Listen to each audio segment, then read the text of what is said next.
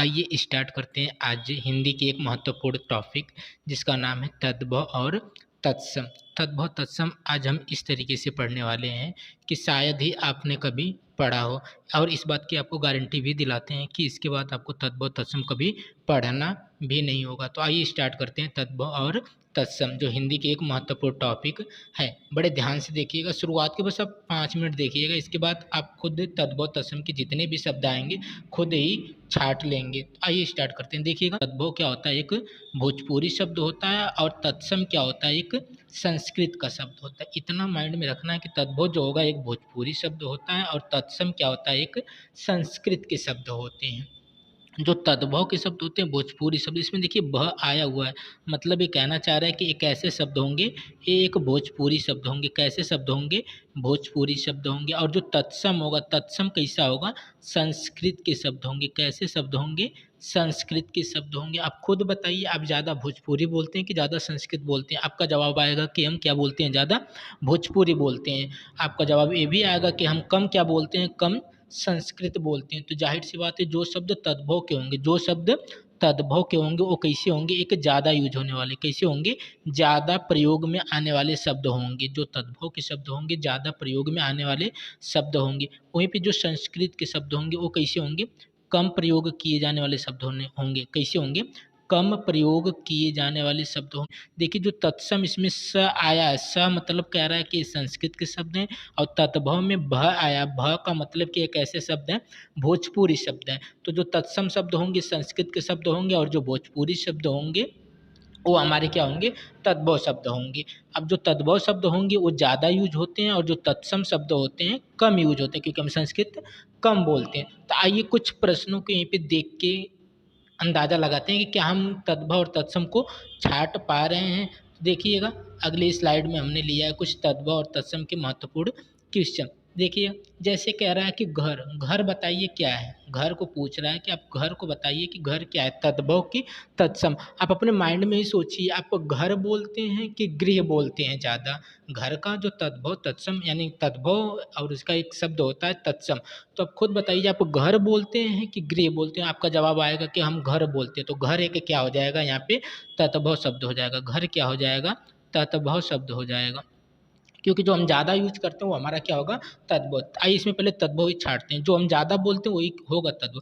जैसे घर, अब देखिए कदली, कदली केला को कहते हैं, तो हम तो कदली बोलते नहीं, हम तो केला बोलते हैं। अगर केला होता तो केला हमारा क्या हो जाता, जैसे यहाँ पर केला लिखा है तो केला क्या हो जाएगा, तद्भव शब्द। लेकिन जो एक कदली है, कदली क्या हो जाएगा, तत्सम का शब्द हो जाएगा। उसी तरह देखिए कौवा, कौवा काक को कहते हैं, किसको कहते हैं, काक को कहते हैं। तो अब खुद सोचिएगा, हम काक ज़्यादा बोलते हैं या कौवा बोलते हैं? देखिए यहाँ पर काक लिखा हुआ है, यहाँ पे कौवा लिखा हुआ है, तो हम काक क्या है, कम बोलते हैं। तो काक क्या हो जाएगा, तत्सम का शब्द हो जाएगा, और जो कौवा हम ज़्यादा यूज करते हैं क्या हो जाएगा, तद्भव का शब्द हो जाएगा। वहीं पे देखिए, जैसे सूर्य लिखा है, सूर्य का सूरज होता है, सूर्य का क्या होता है, सूरज होता है। तो आप खुद सोचिएगा, आप क्या बोलते हैं ज़्यादा, सूरज बोलते हैं कि सूर्य बोलते हैं? जो हम ज़्यादा बोलेंगे वही तद्भव शब्द होगा।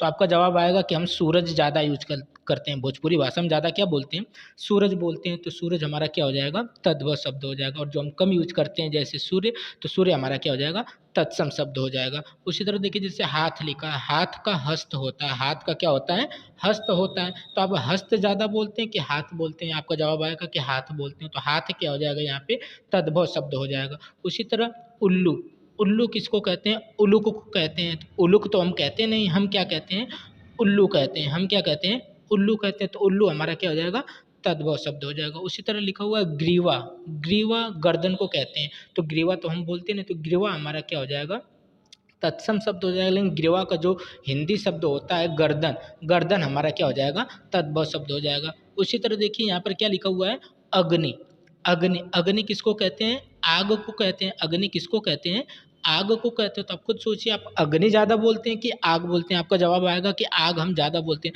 तो जो यहाँ पे आग शब्द लिखा है, आग एक तद्भव शब्द है, लेकिन इसका जो तत्सम यानी संस्कृत का शब्द है अग्नि, अग्नि क्या हो जाएगा, तत्सम शब्द हो जाएगा। उसी तरह देखिए यहाँ पे गृह लिखा हुआ है, गृह हम कम बोलते हैं, हम ज़्यादा क्या बोलते हैं, घर बोलते हैं। तो घर हमारा तद्भव हो गया, और गृह हमारा क्या हो गया, तत्सम हो गया। जाहिर सी बात है कि जो शब्द भोजपुरी के होंगे, जो हम ज़्यादा यूज करेंगे वही तद्भव होंगे, और जो हम शब्द कम यूज करेंगे और जो संस्कृत के शब्द होंगे होंगे वही शब्द क्या होंगे, तत्सम होंगे। जैसे यहाँ पे लिखा हुआ आम्र, यहाँ पे क्या लिखा हुआ आम्र, आम्र का हिंदी रूपांतरण क्या होता है, आम होता है।